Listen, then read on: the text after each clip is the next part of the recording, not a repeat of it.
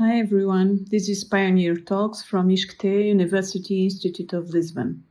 We are here today to talk about cities, not just as a place where people live, study and work, but also as a political project, an economic system, as a laboratory for the future of public life in European countries.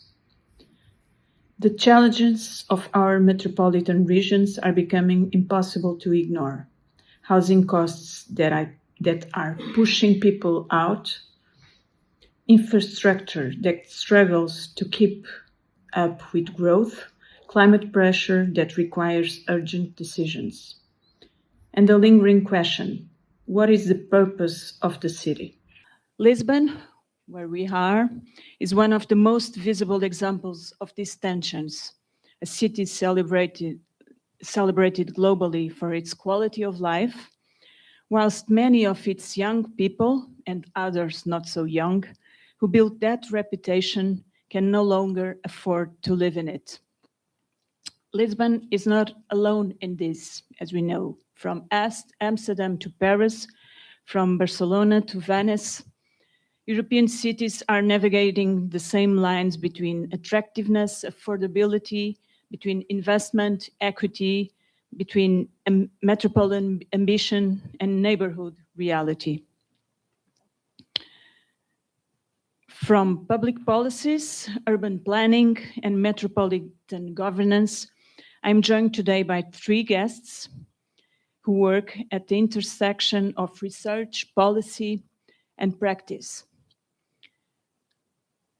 And today's guests are, from Venice, Cristina Catalanotti, researcher and research manager based at Università Iuav di Venezia, very dedicated to architecture, urban planning, urban design, and policy.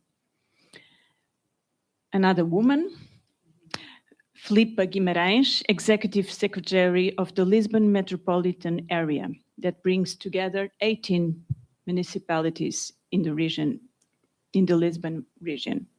And Ricardo Paes Mamede, from the House, let's say it, professor of political economy, vice record for internationalization at Iscte, and member of the steering committee of Pioneer Alliance. Welcome to everybody. My first question is to Cristina. Cristina, you are based in Venice, which is often described as a story without a happy ending. A place so transformed by tourism and investment that the resident population has been diminishing dramatically. In Lisbon, we are now facing more or less the same problem. My question is, in 2 or 3 minutes, is urban planning capable of responding, or does it arrive always too late? Thank you, Sara, and thank you to Iscte to hosting me and to hosting this Pioneer Talk today. Sara, your question actually requires a bit longer than 2 minutes, 3 minutes, but I'll try to. You can do it. Yeah, no, definitely. And, you know, it's a matter of cutting, but arriving to the knots. Okay, I'll start with numbers. Venice has fallen now below the 48,000 residents. In 1951, we had 174,800. We lost more than 70% of the inhabitants in 70 years, more or less. But this means that this has been a continuous process over 70 years, not a sudden shock. And it's strictly related to the structural condition of the city, the infrastructure, the building stock, the logistics, the economy of the city have changed in these years. And then in September 2023, we crossed a very symbolic threshold. The tourist beds overtook residents in the historic center for the first time. But I want to push back gently on the premises of this question, actually, because the story is not really about how about too many tourists that show up in the city, but it's the result of a very deliberate choice, or better to say, the convergence of multiple choices that all pointed toward tourism as the engine for the survival of the historic city.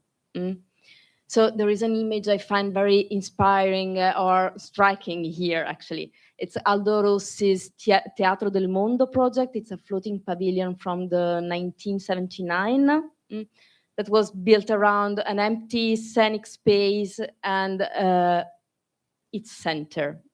So it was basically, in my own reading, it was kind of a preview of Venice interpreted as this empty scene where you could feel with, you know, people who were just visiting and watching and observing the city, and kind of anticipating then what Settis defined the museum city. And it's really the fact that with this image and with this idea of the void, the choice was really to fill the void using tourism as the economic lever to keep the ancient city alive. But the problem was really never that the void got filled. It was the lack of a strategic vision that should have accompanied this process. So does planning arrive too late? I don't think lateness is built in the discipline. I think politics and sometimes technical work too simply forget that strategic planning exists as a transdisciplinary practice until there is a mess to be cleaned up. And let's also think about the market dynamics in Venice, where you are now looking at international funding capitals that are buying entire parts of the city. And the point is that it's not that we don't have the tools, but the fact that those tools do not adapt as fast as the market does. So yes, planning can actually respond, but only if it's given an anticipatory mandate, if we keep the strategic dimension in it. Thank you. Okay, very well. You've done it. Filipa, you work at a scale of a metropolitan area, which means you are constantly navigating between 18 municipalities with different needs, I guess, with different priorities. Where is metropolitan governance making a difference right now, and where does it feel most limited? Well, thank you very much for inviting us to be in this initiative that is very important to share our projects that we are doing. We started in January. We don't have many time, but we have a document, very important strategic document with 10 points to development in this 14 years. I have the social areas and health and European funds and the formation. The first secretary have the mobility and the areas like ambient and the health.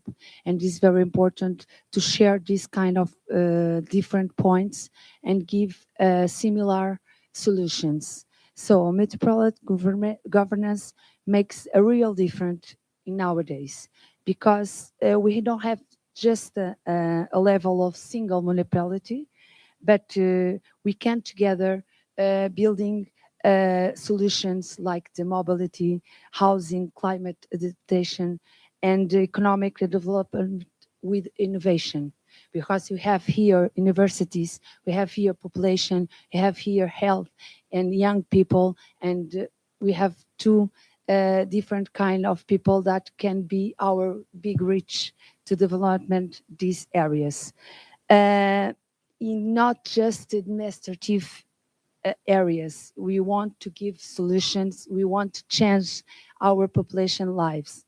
These years, we have to joint planning, responsibility with different kinds of responsibilities. Mobilization European fundings to development these strategies are important. And we know that these European funds now will change, not with the programs established, but we have to get it with all states members. It's not so easy like it was in the past.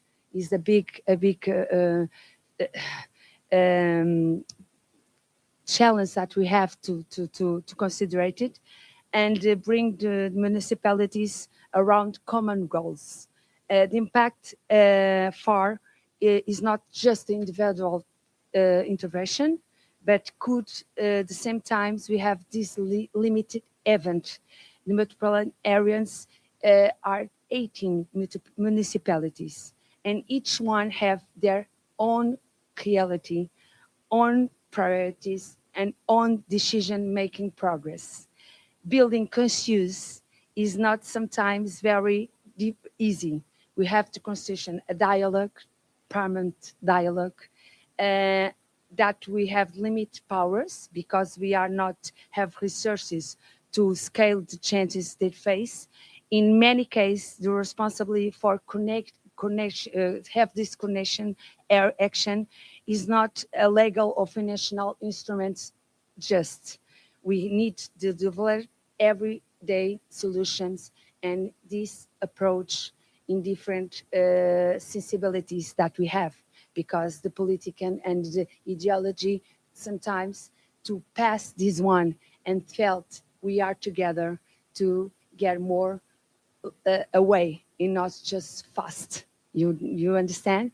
This is the biggest, not have established like my own wall, my own municipality that will compete with the other side, but we have integration policy, decision government, that metropolitan area is just one.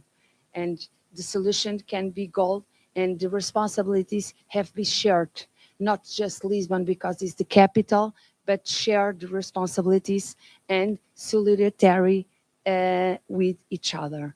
And this is the main point that we have. We want to change this mentality of competition and give more humanitarian and solidarity each other to get the solution of the same ways. Okay, that's also a challenge. Yes. Ricardo, Lisbon is a victim of its own success. That's my question. Or like other European cities, or how can European cities escape from these roads apparently of no return? Yeah, thank you, Sarah. When we talk about success, we need to measure. We have to have criteria of success. And if we are measuring success by the number of tourists, Lisbon is a huge success. If we are measuring also to the pace of the increase of rents and house prices in Lisbon, Lisbon is the top success in Europe. But for those that used to live in the city, and also for many entrepreneurs and firms that don't work in the tourism industry, or they are not related with the real estate, things got much more difficult than they used to. Even for the universities. Yeah. Even for the universities, of course, even for university students that want to live here. So, I mean, Lisbon, it is to many senses a success. I mean, it's quite clear that the quality of life in Lisbon today is better than it was many years ago. The problem is that there are many more people that cannot enjoy this quality of life because they lost their place in the city. So this is a problem, and it is also a problem, the amount of garbage, because tourism has increased a lot, the number of people in the city has increased a lot, but we didn't did the investments, we didn't do the investments that were needed in terms of infrastructure, in terms of public services, to address the challenges that come with this huge amount of people coming into the city. So this is a problem. So I understand your question. To some extent, Lisbon is a victim of its own success, but I would say that it's a victim in some areas of a success in other areas. So the problem is that we probably didn't manage to distribute the gains and losses in a fair way, and also in a balanced way for the functioning of the city. Lisbon today is to a large extent a dysfunctional city in many senses, which is a bit contradictory regarding what I said before, that it is a city with a higher quality of life, but actually it can be both, and it is both. I wouldn't blame globalization in abstract. Globalization is a very convenient scapegoat. Yes. But in fact, we are talking about political decisions. We had a mayor in Lisbon who, at a certain point, declared that there was no such thing as excess tourism. And I think that all the mayors, all the policy makers, the decision makers in Lisbon actually followed this doctrine. And this doesn't make much sense, because cities have to prepare for the amount of tourism. It's not only the amount of tourism. One very important, probably the most important element of globalization is not mobility of people, it's the mobility of financial capital. And Lisbon, like many other cities in Europe, has fallen as a victim of the huge liquidity that accumulated after the last euro crisis in the last 15 years. There was a huge amount of financial capital going around and looking for investments. Real estate became one very important form of investment. And this means that houses that should be as their main function being used to house people, they became a financial asset. And when houses become a financial asset, societies have problems. And this was not by chance. I mean, decision makers could have made a decision to limit the impact on this. The decision was exactly the opposite, was to try to get out of the past crisis as fast as possible on the basis of tourism and real estate. And this relates a lot to what Cristina was mentioning before, the lack of planning, of strategic planning, and I think that we are facing this. Let's see how we get out of this. Okay, it's solved. So, let me now turn to a border horizon and to think about the future of European cities. Cristina, you again. There's a lot of ancientity in European urban thinking right now. Housing, climate transition, gentrification, demographic aging, the hollowing out of public space, but it's also innovation, experimentation, new forms of governance. What does the European city of 2040 looks like to you? Can you imagine that? Also 2 or 3 minutes. Yeah, okay. That's very easy. Okay, I'll start with numbers that actually motivate the anxiety. Europe demographic story is quite regional, like in terms of relation with cities. 3/4 of the European population already lives in urban areas. Cities keep pulling in working age population, even as the continent overall stays quite stable in terms of number of people.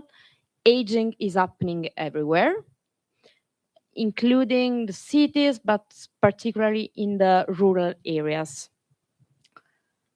And housing is already straining under this. Almost the 10% of young people in European cities are housing cost overburdened. It goes over the 40% in European cities. This means quite evidently that European cities are and will be more crowded, older, although still younger than rural areas, structurally less affordable. But the trajectory that will actually decide how livable the cities are is not only European story, it's more global story, because cities are also the drivers and the victims of the climate crisis. They hold in the entire world the 57% of the world's population. They generate over the 70% of consumptions related emissions. By 2050, more than 2 billion people will be added in the cities to cities worldwide. 90% of them will be in the global south. And that's where the real scale of the problem is. So future cities will be not only crowded, older, less affordable, but will also be hotter, even more than what you are experiencing now.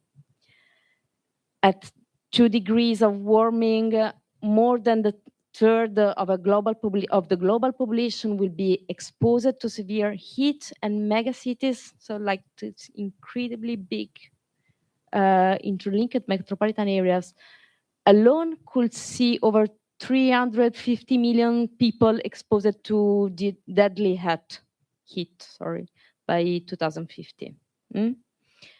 And even wealthy Europe isn't actually keeping pace with this process. The European Environmental Agency itself says that our adaptation process is lagging behind the risk, not ahead of them. So we are really running to fix a problem that is there, and we look like we're not able at the moment. So here is my honest answer. Yes, Europe has the wealth and the institutions to adapt, so to adjust this process. But then what about the political willingness? We will have to see about this. And that's all the debate that is now quite evident also in the at the European Commission level about the future of the Green Deal and how we will distribute and allocate resources and funding in the next 7 years after 2028. In any case, we are already behind our own risk curve, and the much larger share of new urban growth and climate exposure by 2050 will land on cities. And we will have to cope with it. So the European cities of 2040 will be probably more adapted than the rest of the world's urban growth. But this is a statement about the global inequality and unbalanced adaptive capacity, not actually a proof that our own trajectory is under control. Thank you. Very good. Ricardo, how do universities, and particularly University Alliance like Pioneer, for example, can contribute to development of the future of these cities? I still want to believe that scientific knowledge has a place and has a role to play in our societies. I know we are living in a very dismal situation, which probably justify the dismal perspective that Cristina has shared with us about the future of European cities. I still want to believe that if we bring in perspectives on how we can address some of the challenges, both the ones regarding climate change, but also social inclusion, safety, resilience, urban economy, I think that when we look at the work that is being done in our universities, we find many ideas, many suggestions on how to address this challenge. The issue here is not just a matter of knowledge. We have to be able to translate this knowledge, these ideas into practical decisions and to practical solutions, to implementable solutions. But I think that the approach that Pioneer follows of building alliances not only among universities but also with local ecosystems can leverage to some extent our capacity to have an impact. So I posit a lot of trust in our capacity to contribute. I'm not saying that I'm now the reverse of. But you have good news. That's good. Well, I don't want to be the reverse of Cristina in this podcast because I share many of the skepticism. I'm not extremely enthusiastic. I'm just trying to convey the idea that things can look very dismal. That's also a statement but saying that we have to act as if we were able to change them. Yeah. If we are not able to do that, even though the possibilities of having a real impact are small, if we don't keep this attitude, we will not have any kind of impact. So we will have to insist. Very good. Filipa, looking at AML, Lisbon Metropolitan Area, strategic priorities, what is the ambition? If you had to describe the metropolitan area you want to hand over at the end of the term, what would be very different? I think this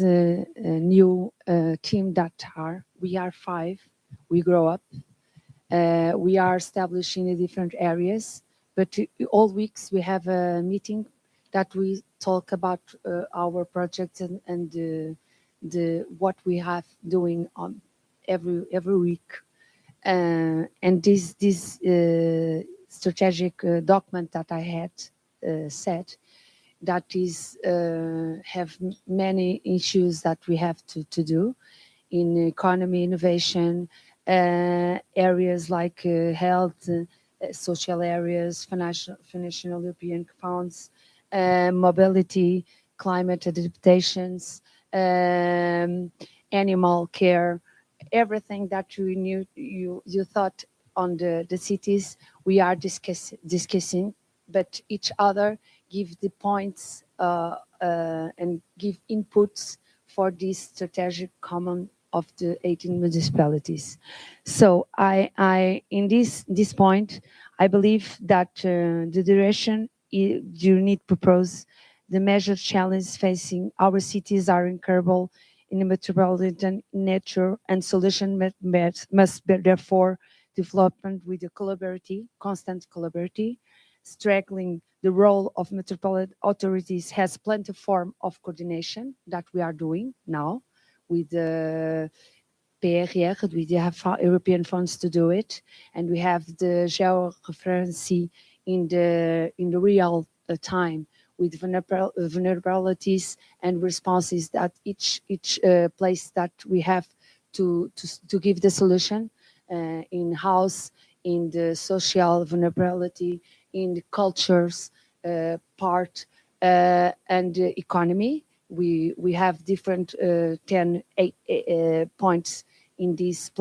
digital platform that will be announced in the final of the PRE. And design public policies that make tangible different and changing the people lives of the metropolitan area. When I have meeting and work groups, I said to our mayors that we not just leaving the point of our municipality. We are together in the problems, and we have to be together in the solutions. And sometimes the political makers of decisions have their own ego, and sometimes you have to have the going away and say we are on the same boat, and here not just one is more important because have more population or have more reach. Each other can establish their vulnerabilities, their own points, but the solution must be partnership. You understand? And I think this is the biggest challenge that I want to give to metropolitan area, is to change mentalities and give a new solutions with the digital and points that we are development is with EA, and we have new instruments to give solution with the metropolitan transports. That is a success.